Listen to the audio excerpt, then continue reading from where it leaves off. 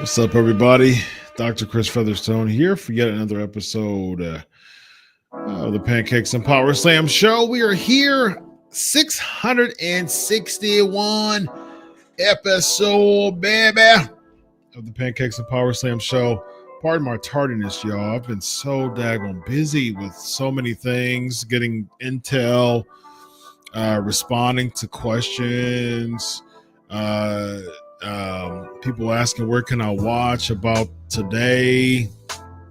There's been a lot. It's been fun though. It's been a lot.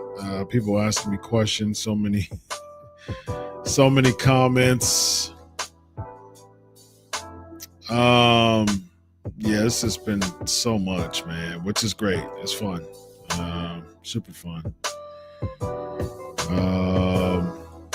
So all those people who asked questions on Twitter today, awesome. Thank you. Bring them over here because I couldn't look at them and answer them all. I love the interaction though. Love the interaction. So be sure to share this to your peoples.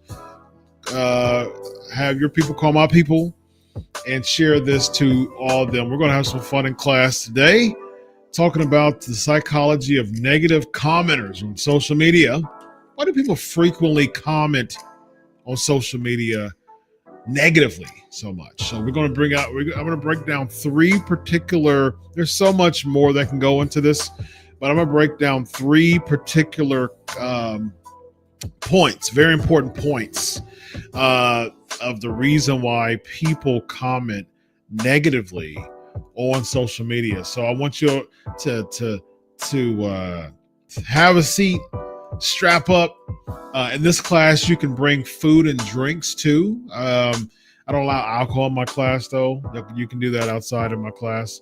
I want y'all to be completely sober-minded when you look and listen to what I have to say on my subjects today and every week. And so we've had some fun over the past month. I've really turned, I'm really having a whole lot of fun with this stuff, man. I told you before, I nerd out when it comes to psychology, and why not? I'm a therapist. I have a PhD in psychology. I'm a college professor, and I'm a journalist and a podcaster and an insider and a reporter. How do I put all those things together? Well, PMP is how, and I talk about the psychology of professional wrestling. All things psychology. I break that down from a professional, from college professor level, from a doctoral level when it comes to psychology and pro wrestling. So today, my direction just changed. My Patreons know what I was going to talk about, and I'm going to talk about that next week. But I was having so much fun on the socials the past couple of days, man, just looking at people hang their own nooses in emotion. And it was fun. So I was like, you know what, man, I'm going to break this down for my audience when it comes to why people negatively comment. What's the psychology behind that? So there's so many different facets of this, but I'm definitely going to break it down as far as just three particular things that you can just chew on for a second, and some really good educational stuff. This is an educational, informational, motivational podcast. And yeah, man, let your friends and your family know that we're going to have some fun over here, just like we do every single week. So class is in session, ladies and gentlemen. Let me see maybe I have, that's a class in session. Maybe I have, what else do I got in here, man? There you go. There you go. I'm gonna have to do a class one in here, man. I'm gonna have to do a class one. I have to. Let me see. I'm gonna do a class one, man. I'm gonna have a class soundbite just for you all. And that's gonna be my new one. Class in session. So, all right. I think maybe a graduation or something like that.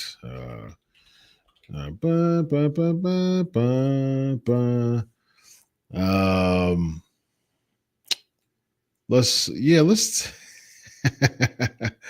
wonder if y'all can hear this. Okay,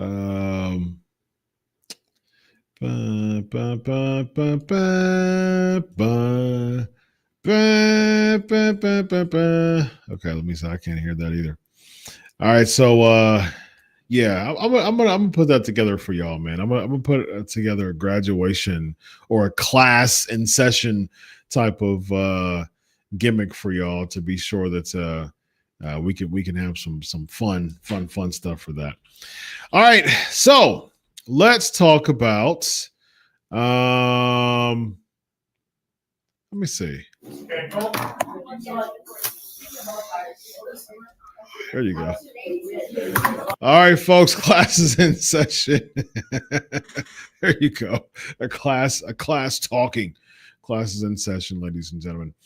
All right, let's get into it. So let's talk about the psychology behind this. Of course, hashtag AskDoc for questions, and I will be answering them at the end of the show if I have time. But there's one way that you can get your comment and you can get your question answered specifically. And I know assuredly, so to speak, and that's the patreon.com/pancakes and power slams. Not only do you get your question answered, you also get to join the live after party and hop on the screen with us all. So we have a really good time. People who are patrons now, right in the comment section, you know that we all have a great time at the after party. We're all on the screen. We're all having a great time. And all of you are asking me questions, and we're having great discussions. All right, so all right, here we go. Negative commenters. So I was inspired to do this particular subject. This was something actually I was going to talk about for a while now. I had I always think of different subjects to talk about.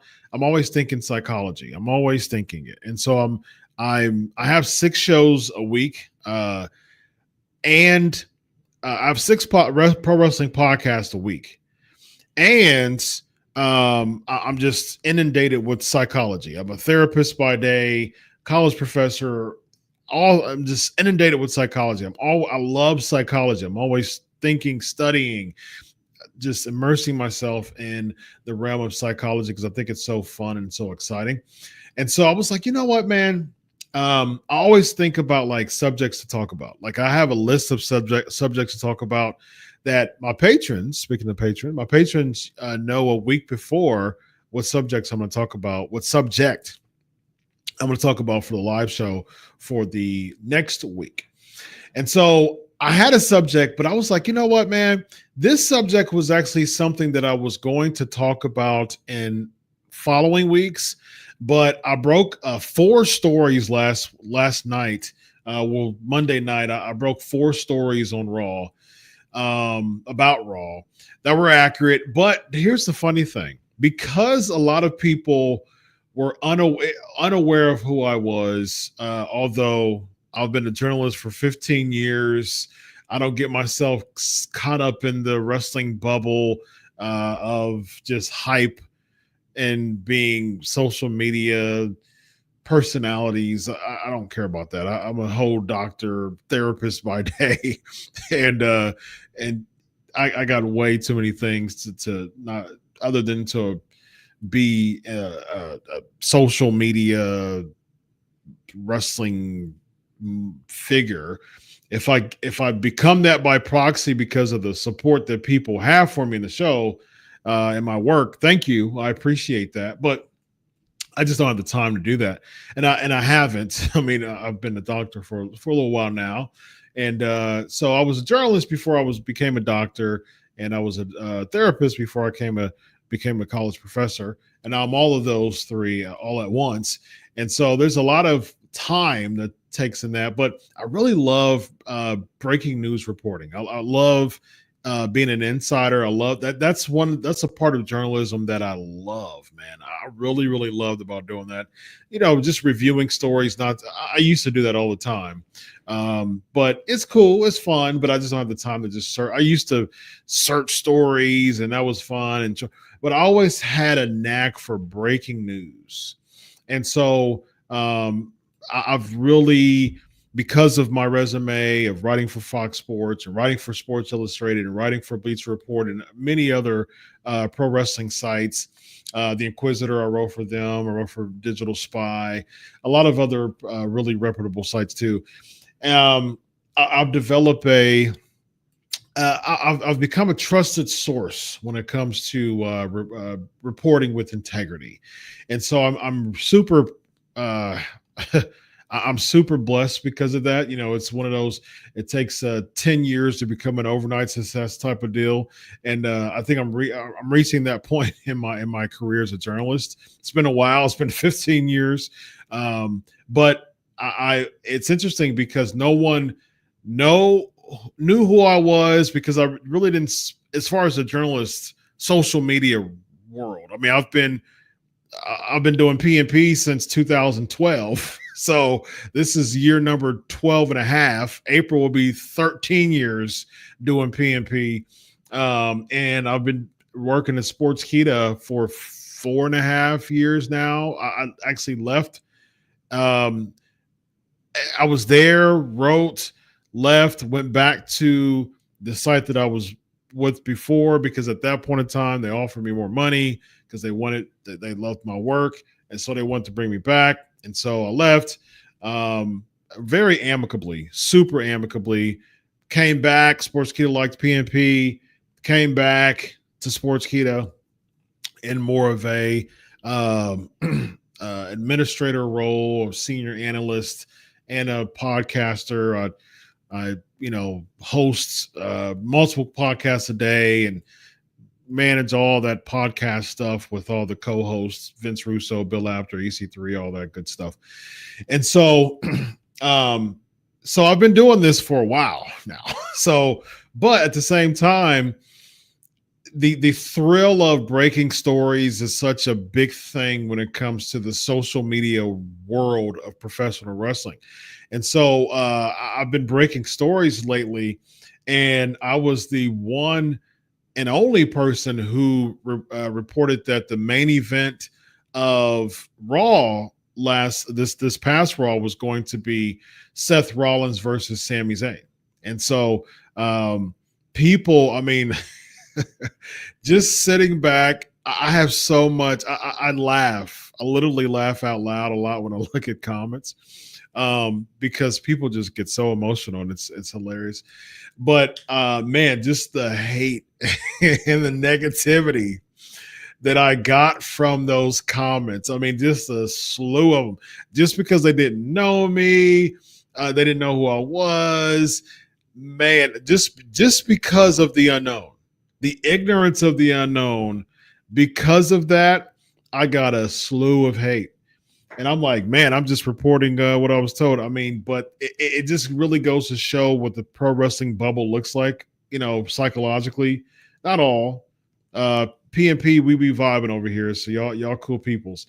But there's so many that's just ingratiated and engrossed in the culture so much that, as I'm going to explain here, it becomes super unhealthy and super just kind of distant. And we talked about escapism too in a previous episode, and how that creates an unhealthy fictional world and a distance from reality, and dealing with personal things that one is dealing with. They kind of mask that and just kind of bury that in the realm of a groupthink or social media, just pool of like a cesspool and YouTube comments and a whole bunch of other things.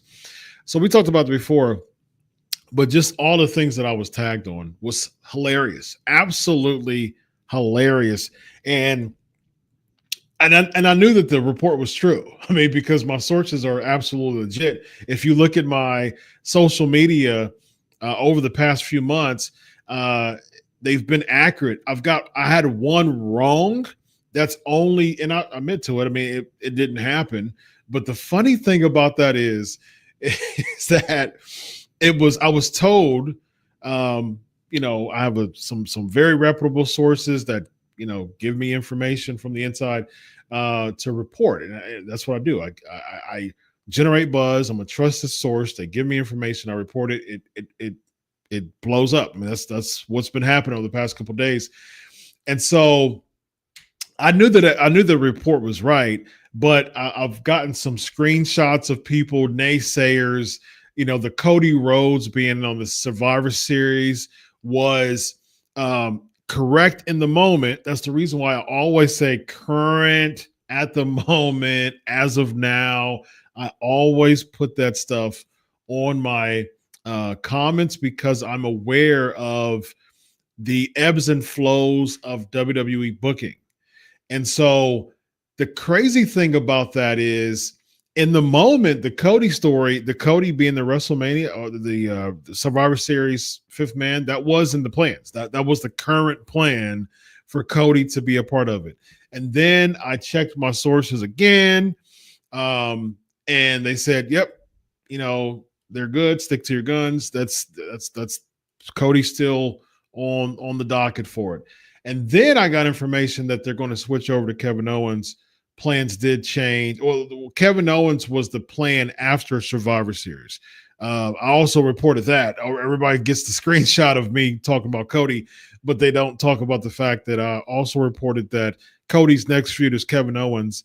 And who is he going against at Saturday Night's Main Event? Kevin Owens, ladies and gentlemen. Let's go.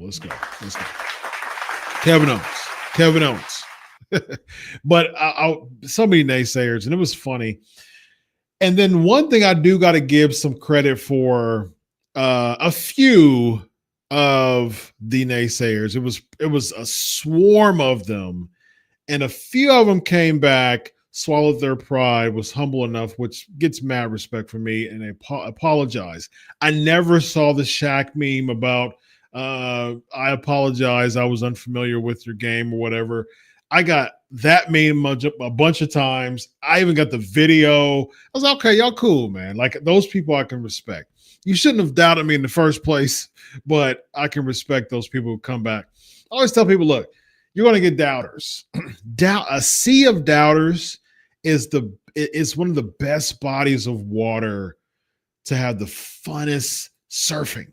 Like surf on that thing. Like get your board ready. You know that you're cooking, and people don't have the patience to wait on it and just sit back and watch it unfold. Man, keep cooking, man. Keep cooking. If people leave your restaurant because you cooking the finest steak and it's going to take some time, let them leave. Because guess what? The people who stay and they taste that really good temperatured, amazing steak, they're going to tell the people who left, like, man, you missed out, bro. Like you missed out. And that's what I had a lot of people saying, like, man, there's a bunch of clowns, that's what they said, clowns, doubting this post and end up being right. And so so then I reported some other stuff and still had haters. And I'm like, I just reported 4 right stories. And I reported Shinsuke Nakamura's return. And I reported Drew McIntyre's absence. And I reported the opener and the closer of the Saudi show. There was just a list of, and I reported Lillian Garcia being the ring announcer for the ring announcer, the new ring announcer when Samantha Irvin left. And so I was like, okay, so there's a list of things that I've reported. People are going to hate, people are going to doubt. I said, you know what, man, let me break this down for my audience. Let me let them know what this means.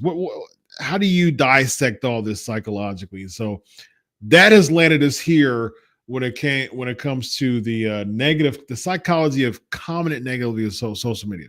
All right, so let's start with negativity bias. There's 3 elements. One is negativity bias. Let's start with that as a backdrop concept of why people comment negatively. There's a concept called the negativity bias, and that is our brains are more apt to process and retain negative information as opposed to positive information. A neuropsychologist once said this. He said, your brain is like Velcro for negative experiences and Teflon for positive ones. And so our brain just has a proclivity to think about things negatively. There's also some there's articles and there's some research that talks about how that is oftentimes implemented as an infant and implemented in childhood, and it starts there and develops as you become older.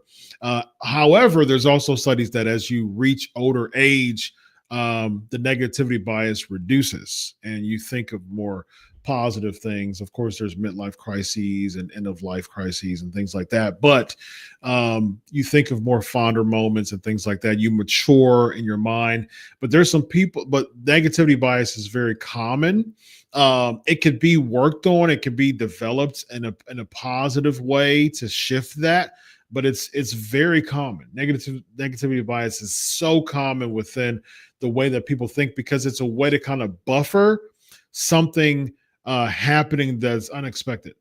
And so, say for instance, for example, I was a boss. Say if I was a manager of a company, right?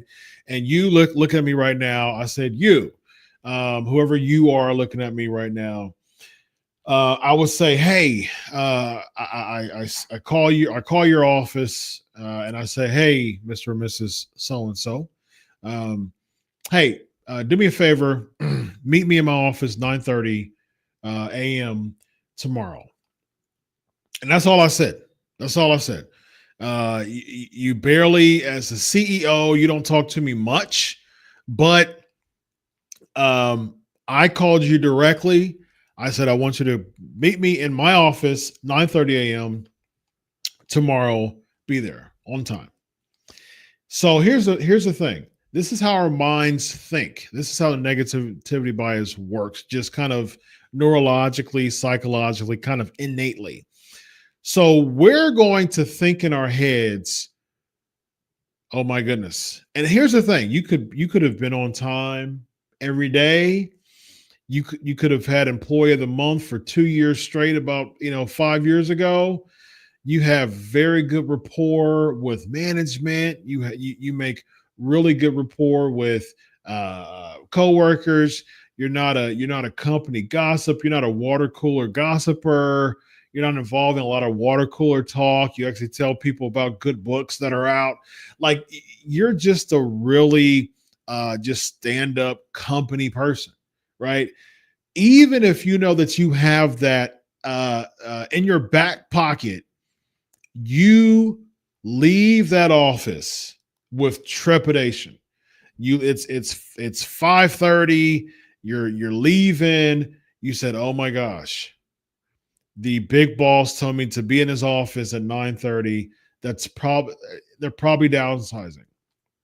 It's one of the first things you're going to innately think about. They're probably downsizing. Oh my gosh, I'm just working on a house.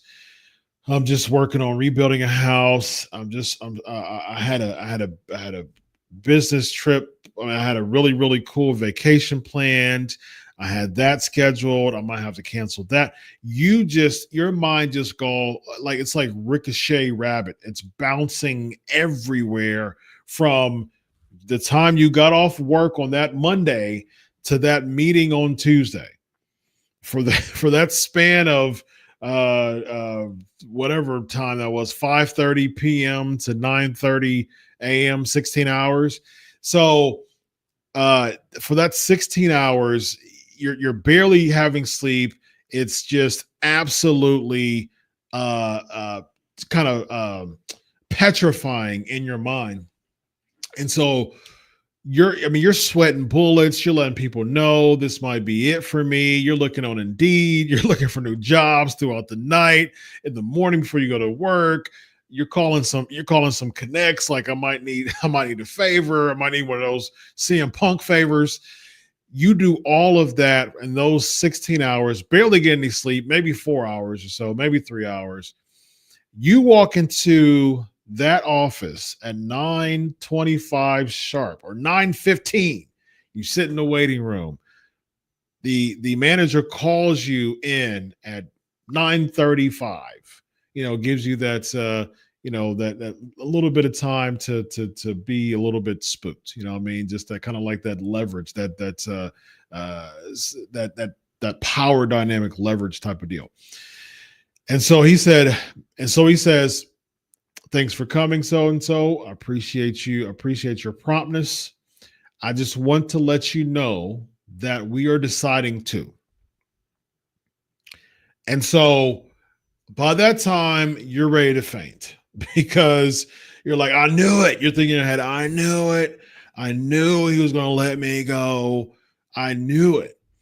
And then at the end of that, he says, "Give you a raise." And you're like, what?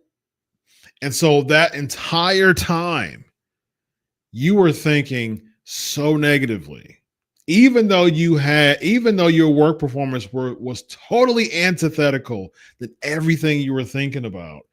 Your mind had a proclivity to think about, I'm about to get fired.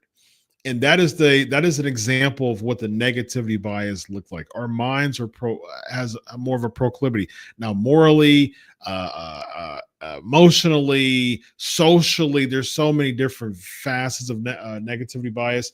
But just the synopsis of it is, we have a proclivity to think negatively. Okay, so park that one, element one, negativity bias. Okay.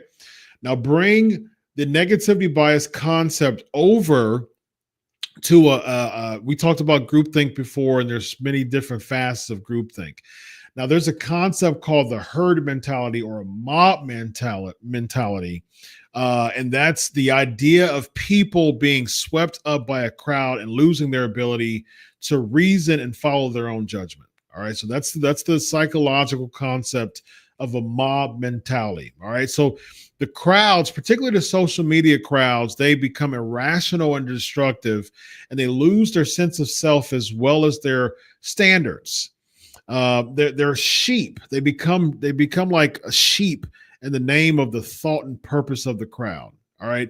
So a lot of concepts when it comes to groupthink, and we talked about the Solomon Asch experience, the Solomon Asch experiment before when it comes to conformity bias or social conformity bias. Talked about that last week. So when it comes to groupthink, one of the biggest elements of groupthink, there's several elements of groupthink, and we'll talk about that in another show. But one of them is you don't want to basically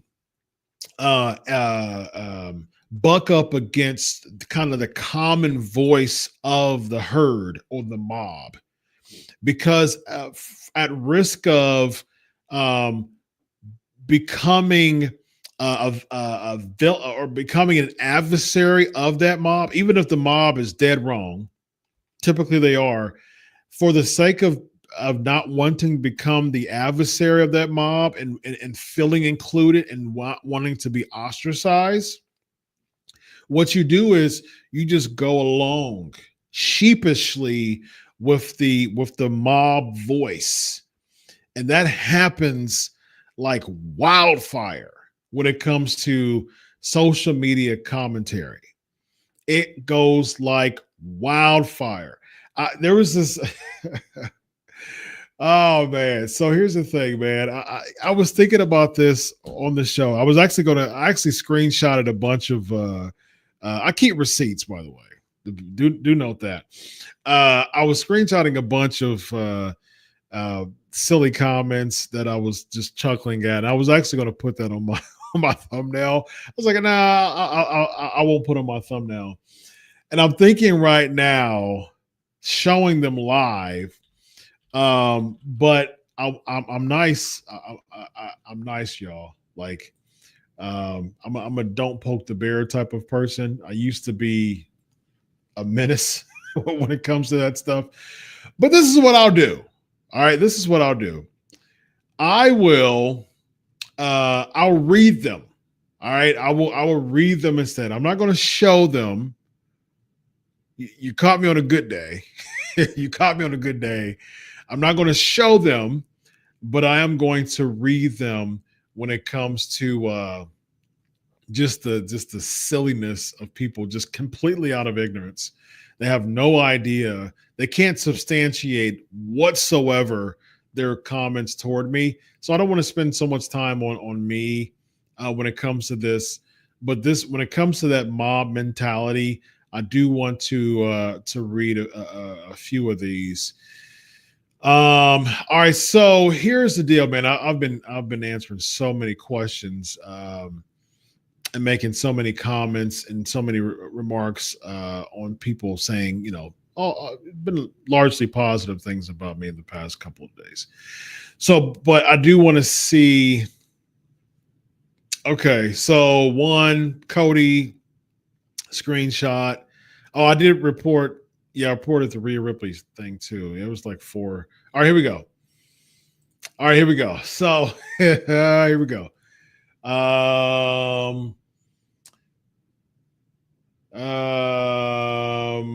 Source, trust me, bro. That's the, you know what?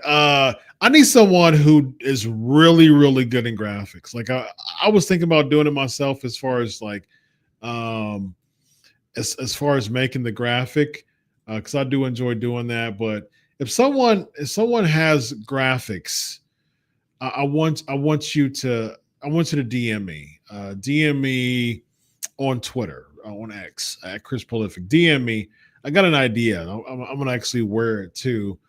But that was a big thing. I had so many quoted. All right, so here's the quoted ones, which are absolutely hilarious.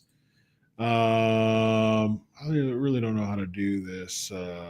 Okay, so I'm gonna use my phone because I'm on the desktop screen and stuff like that. It makes it more difficult. So I'm gonna read a few of the comments here from and this has been hilarious, by the way, absolutely hilarious. All righty, let me read this. Okay, this is a much better way to to read it. All right, here we go. Um, bunch of who was this? Blah blah. Source, trust me, bro. Another one. Um, gotta be fake. Um, a lot of positive ones eventually though. Which was funny. Someone quoting my name as the source, which is hilarious. Um, who is you video? Not real. Source has 4 likes. LMAO. IDK. Why they've even posted that? Not real. Um, yeah, this is so fake. LMAO. What is this fantasy booking? It's fake, man. This with a bunch of laughing. Nah, it's fake. Look at the reporter and the end of it. I don't know. WTH is WTH is this source? LMAO. It's fake. Who was this N word? This source has 4 likes. I could have made this up. I have no idea why people are believing it. So those are the only a few of the comments that was said. Just this group herd type of mentality. People was sharing with people like, this is who it is, this is who the source is. And not one of those people who I read came back to me to apologize, by the way. And so that goes to show that pride is a son of a gun, y'all. It is. And so that's what happens with that type of mob mentality. You get into the crowds. Now, here's the thing. At the risk of being wrong, that mob mentality, you feel more secure with being wrong. Because if you were wrong, we're all wrong, right? And so the more you're a part of the mob, the more you feel like you have the more you feel like you have like a sense of like anonymity. And that's the thing. It's really interesting when you get into those crowds. It's like you have like anonymity that you become so sheepish that if you were wrong by yourself, you would be less inclined to say those type of things and make those just bold, unsubstantiated, irrational claims based on complete ignorance. You had no idea if this was a reliable source or not. It was, but now you're wrong with the group. So therefore, what that does is, because you're hiding within the anonymity of the group, you don't feel the blow as much.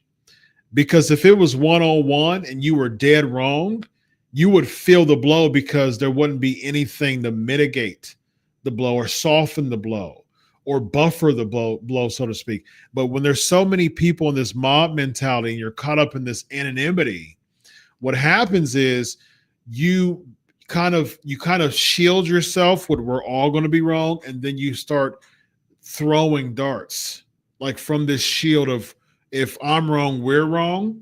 And so it makes you feel bolder. And we'll talk about, we'll get into that when it comes to the third element, when it comes to personal issues of what you're dealing with. We'll get to that in a minute. But because you're so caught up in this mob mentality, that unfortunately gives you the ability to say and do whatever you think. Because what happens is, there was one person that tagged like 6 people and it was like, this is fake, this is not real, this is and like he was just dead wrong about it and embarrassed. But at the same time, the more you're tagging people, the more you're bringing people along in this journey of if I'm wrong, we're wrong, the more you feel more comfortable with stating comments that could be completely wrong. And that's the herd mentality or mob mentality, very unhealthy way of groupthink that people have, and it's inundated in social media circles. Inundated in social media circles. And I think that that's one of the things that we have to be very careful about when it comes to being so emotionally available for people like that. You have to really personally work on having, I always say this, I say this all the time, man. There's IQ and there's EQ. People really focus on so much as far as IQ is concerned, as far as intelligence quotient and just intelligence and availability and things like that. IQ is cool. You know, working on your IQ is great, but EQ is where it's at though. Like EQ is having a high EQ will get it will get you places that a high IQ won't. And that is the truth. I would rather talk to someone who has a lower IQ but is emotionally solid than someone who has a high IQ and is emotionally all over the place any day of the week and twice on Sunday. Because and it's even statistically shown that people with higher EQs tend to be more successful. And it's so important, man, when people are making those type of comments about you, you need to get to the point where your self-esteem is high enough and your self-confidence is high enough. Get your butt in therapy to really deal with that, to really improve your EQ and your self-esteem, where stuff like that from commenters, you're realizing that the comments have zero value to your worth. And when that happens, only thing you do is, like I said, it becomes a sea of doubters. You get your boat ready to surf on that thing, man. Surf on it. And especially when you know you're cooking. Like I said, man, if I got a mean steak ready and I'm taking, hey man, just sit down and be patient. I'm cooking here. And you'll partake of the good steak, man. But there's people who are going to scoff at it. Man, it took them so long to cook a steak. Well, steaks take longer. Okay. You can get your microwave steak somewhere else, but not here. And that's one of the things that we have to understand when it comes to being self-confident, y'all. Those people spend I hate going back and forth with people. I don't like repeating myself. My kids hear this all the time. I don't like going back and forth with people because I hate wasting time. And going back and forth with people is a time waster. I went back and forth with someone earlier today about this Jay Cargill stuff. And here's the thing, man. I was going to stop, but I did an exchange a few times because this person said that he supported my work. And I was like, okay, cool, man. I'll give you the time of day for that. There was just some random weird stuff that was going on. Someone get and it was the thing, and that was the opposite effect of the mob mentality, because it was like it was like on the other side. Like this person made just weird comments about the fact that a sports reporter was reporting on a sports related injury. This person is clueless about journalism, and so he just just people swarmed in my defense, and shout out to y'all for that. By the way, good on y'all for that, man. Y'all some real ones. And I was just like, I'll go back and forth a couple of times, but then I got to the point of like, when you do that stuff, stay calm. Don't get emotionally like so. Don't go tit for tat emotionally. You can have those conversations only for a little bit though, because an emotionally elated person doesn't understand how it feels to think logically. Effective communicators, emotion and logic are both two very important points or elements in communication. However, logic should always lead emotion, because logic is a really, really good guide. Emotion is not. Emotion goes all over the place. Imagine logic being followed by emotion. Logic is going to get frustrated over here because emotion is like, oh, here. Okay, well, I'm emotional. I'm going here. And logic is like, can you stop for a minute, please? Can you stop for a moment? And can you think of can you think this through? And can you matter of fact, can you let me take the lead? Because I'm using wisdom. I'm beginning with the end in mind and acting accordingly. And you're safe with me. I've got this mapped out. I've got this planned out. We're good. Follow me, emotion. Follow me. And when people communicate that way, it's very effective. You can get your point across with people. However, it's only a short time span when you're actually want to talk to someone who's emotional. There's only even people who are logical. There's only a short time span that you should give yourself when it comes to that, because you don't want to get yourself caught up in the noose that someone else is tightening for themselves emotionally, because you don't want to do that. And so I was going back and forth. My end was civil, and I was like, I'm going to keep going because I want it stopped becoming about that person, but it was more about I want people to see this. Like, I want people to see this exchange, and I want people to see what happens when you think emotionally. And it was very effective because people started to see that and was like, oh man, like I'm embarrassed to be a pro wrestling fan with this type of with these type of people, this type of framework. And I did that. And it was very effective. But then you just have to think about like how to deal with that mob mentality. Like, be confident in yourself not to be so affected by those people, man. It's just not, it doesn't help you at all, because their opinion, none of their opinion matters to you. It should not matter to you.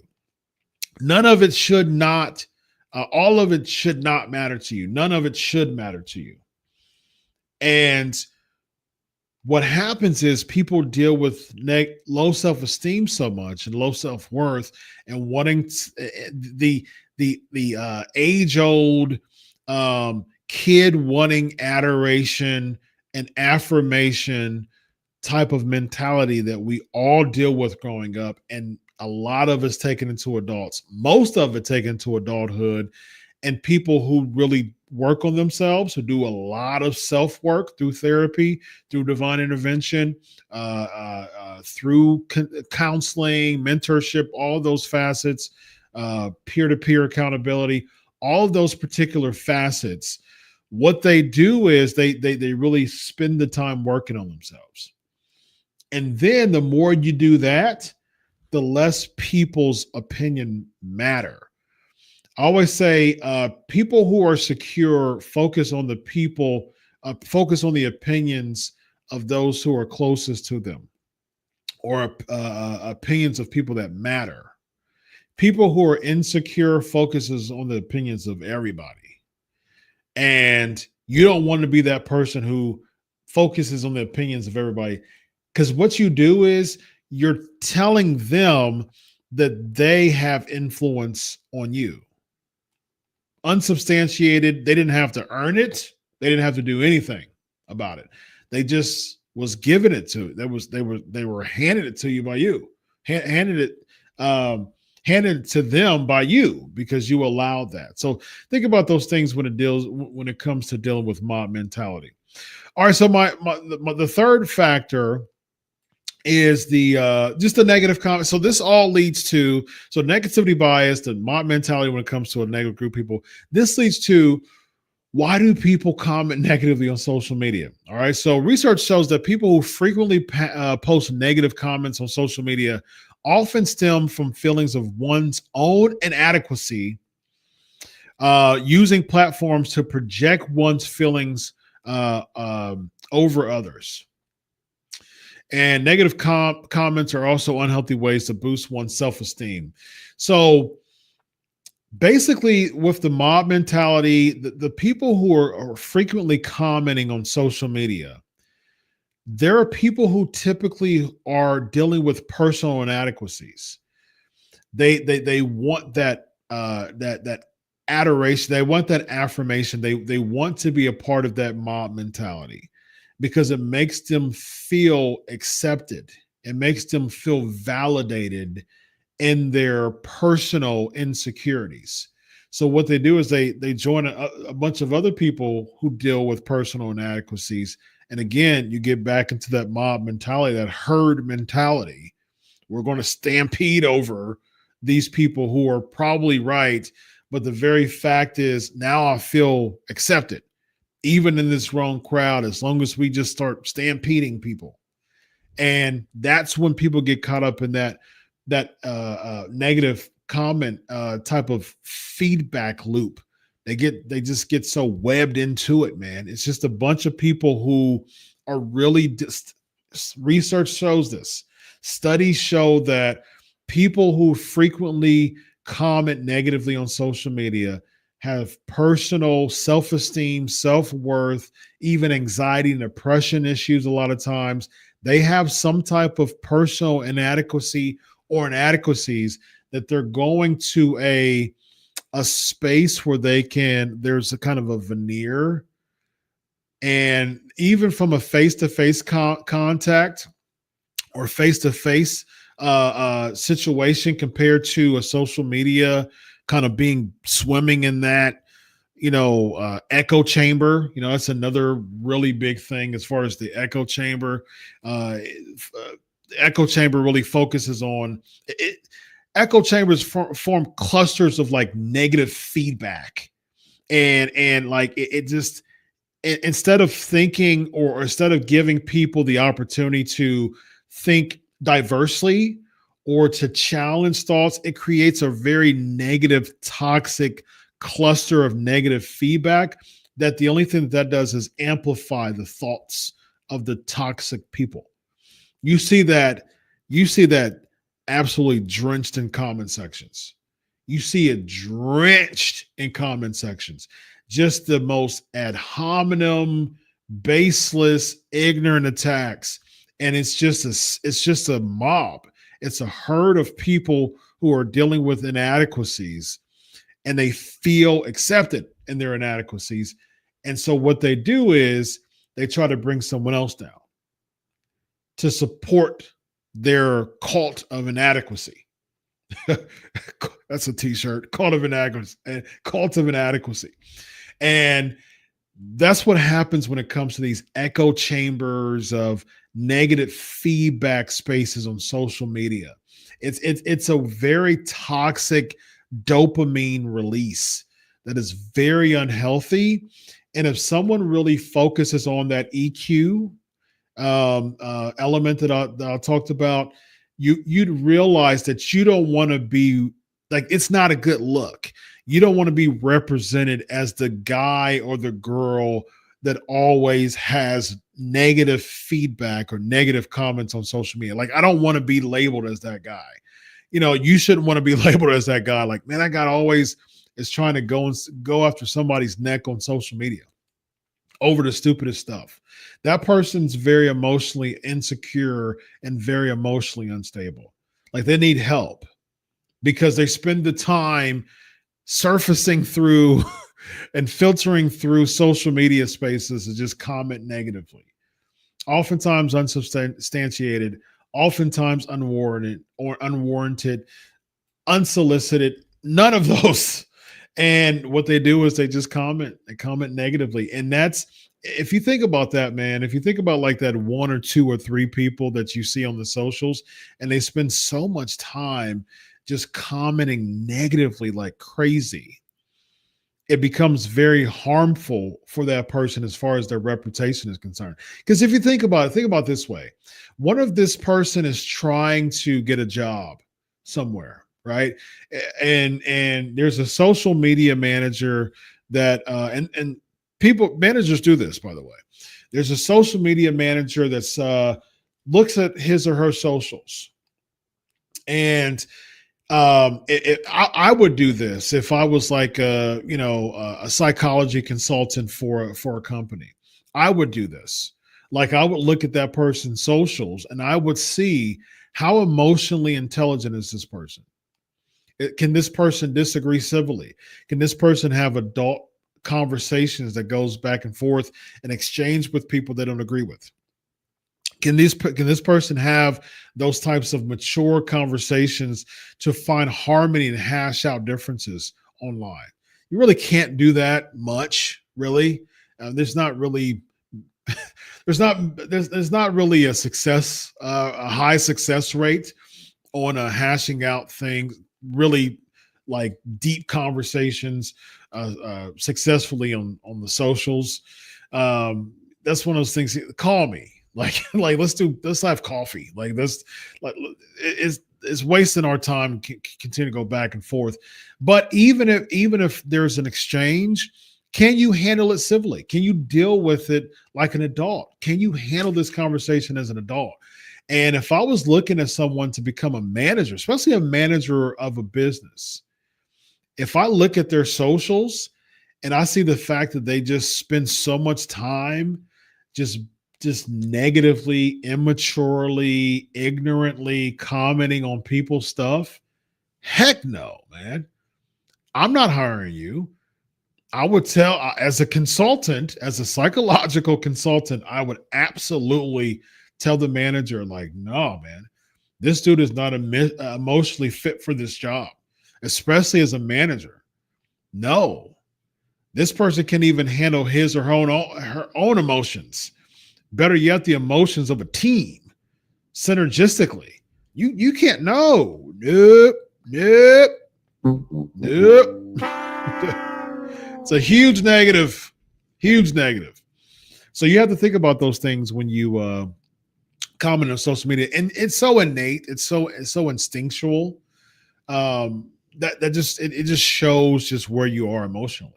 Like you can't fake just being a troll. You know, the psychological studies show that the root of trolling is oftentimes insecurity or loneliness, and so you see that in droves. Like when it comes to social media, commenting in social media herds. So again, man, you got to rise above that stuff. Get your surfboard out and realize people are going to be people. You know, you got to make fun of it. You got to make it fun, man. Proverbs 12, 16 comes to mind when it comes to that. It says, "Fool is quick tempered, but a wise person stays calm when insulted." So I hope that is beneficial to you and helpful to you in dealing with the psychology of social media comments. All right. There's another one.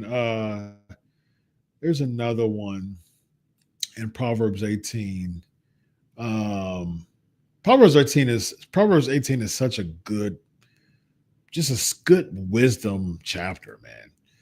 And verse 15, intelligent people are always ready to learn. Their ears are open for knowledge, man. That's great. Of course, haughtiness or pride goes before instruction. Humility precedes honor. Verse 12. There's another one. It's a rich. It's verse 2. Verse 2. Fools have no interest in understanding. They only want to air their own opinions.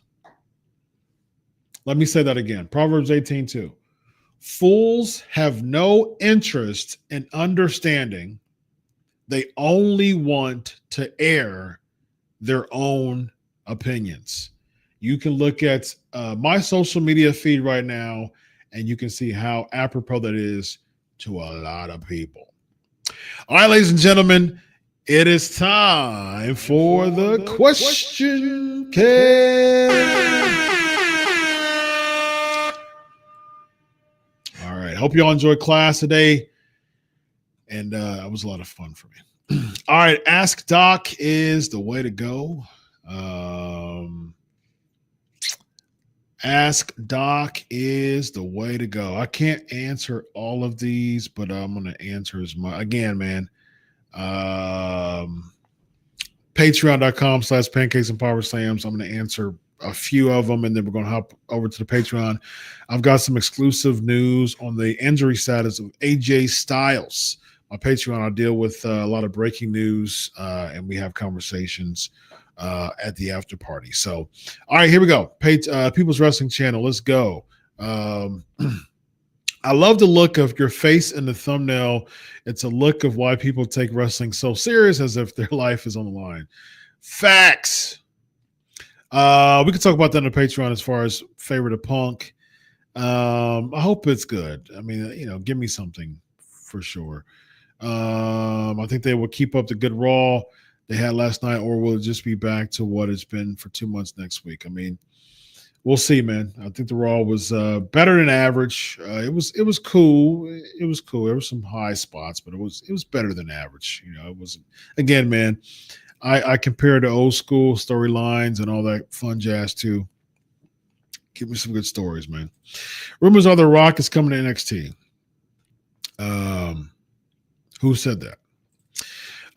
What did you think about the Michigan Ohio State football game? Oh goodness. There's so much that I want to say about this. The very short version is our coach has the yips when it comes to Michigan, and he's not built for it. Humble, what's up? What's up, Humble? Do you feel the WWID program will diminish the individuality of wrestlers who sign with it? I'm going to say more no than yes, because it's an interesting concept, but people do.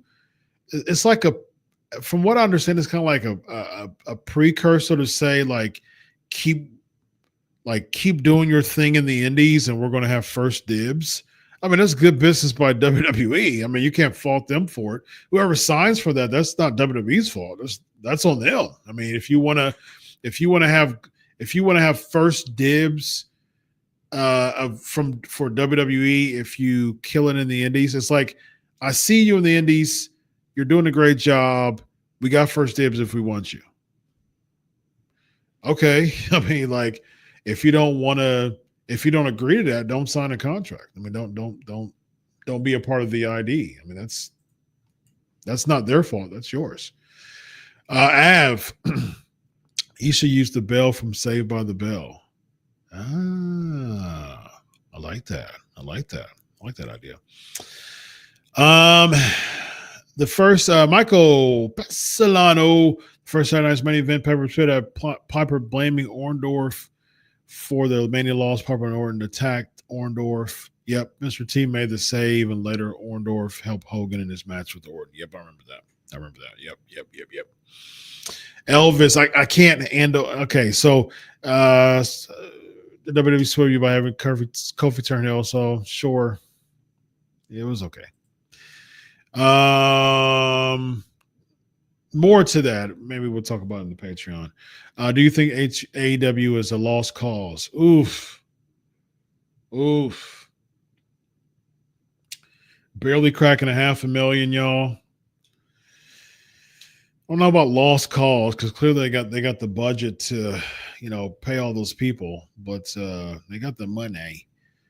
But oof, as a sharp alternative, I'm not sure.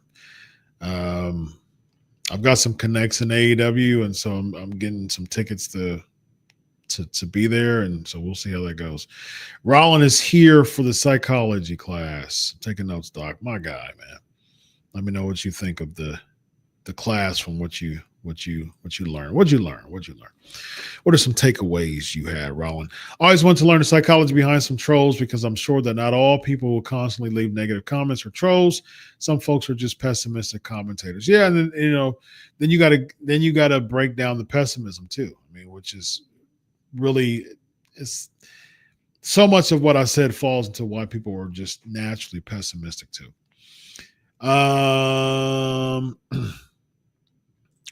Do I think WWE has bots to post negative and positive comments for them? They could have bots, perhaps. But as far as negative and positive comments, not so much. Nick is in the building. What's up? Social media is a spear, not a representation of real life. You can't tell them that, that's for sure. Av, would you say that this is why some people will love to keep commenting on every failure of AEW? Perhaps because they want to see it fail, because a lot of people really, really want to see. I don't want to see AEW fail. I don't. I mean, WWE needs competition. I actually want to see them succeed, because that just puts more fire in WWE to make better content. But people want to see people fail. I mean, that's just how it is, man. It's negativity bias. It's also a concept called Schadenfreude, which means harm joy. We'll talk about Schadenfreude more in other shows when it comes to why people want to see this violence, man. Just why do people get so fixated off of that stuff? Zubair, how was your Thanksgiving since you say you're a foodie? What did you eat and what was cooked up? Favorite meal for the holidays? See, I like these questions. So, wife laid it down, man. Ham, mashed potatoes. Love her mashed potatoes, by the way. Dressing, macaroni and cheese, deviled eggs.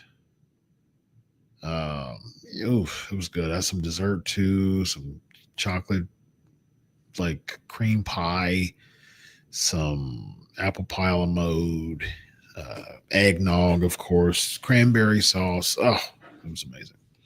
Favorite meal for the holidays? Sure, that. It was good. Do I like turkey? I do like turkey. Would I agree that the reason people don't like turkey is because they just don't know how to cook it right? I agree 100%. You got to cook. You got to cook turkey right, man. Turkey takes some. It takes some. It takes a lot of work to make it nice and juicy. What makes a turkey bad is if it ain't juicy enough, man. You got to make that daggone thing juicy. Otherwise, it's gonna feel a mess, an absolute mess. So, all right, y'all. We heading out. We're gonna have a quick Patreon. I got some AJ Styles news, injury news. Listen, y'all came through today on the live stream as far as attendance. Man, oh man.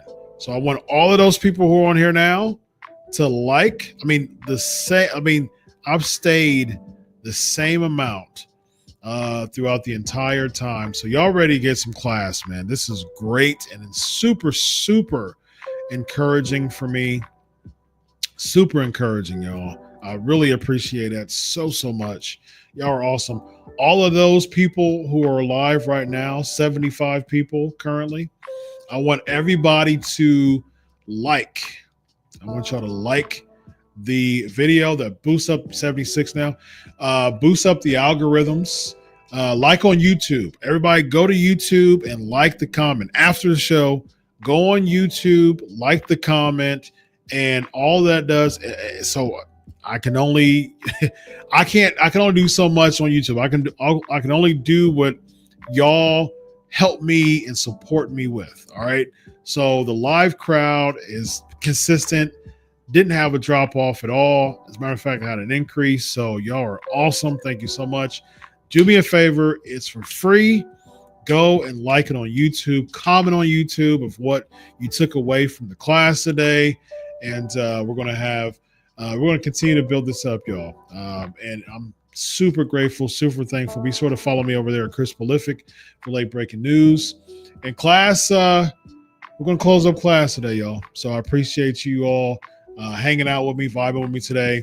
Patreon.com/pancakes and power Sam's. Quick AJ Styles news.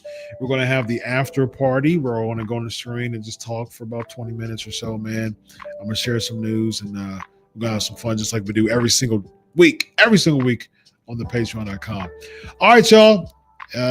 Until next week, enjoy your week of wrestling. God bless. And all my wife is in the building. How about that? Great show. My beautiful hunty. All right. Until next week, enjoy your week of wrestling. God bless. And always remember, I do it for you. Have a good night, buddy. So long.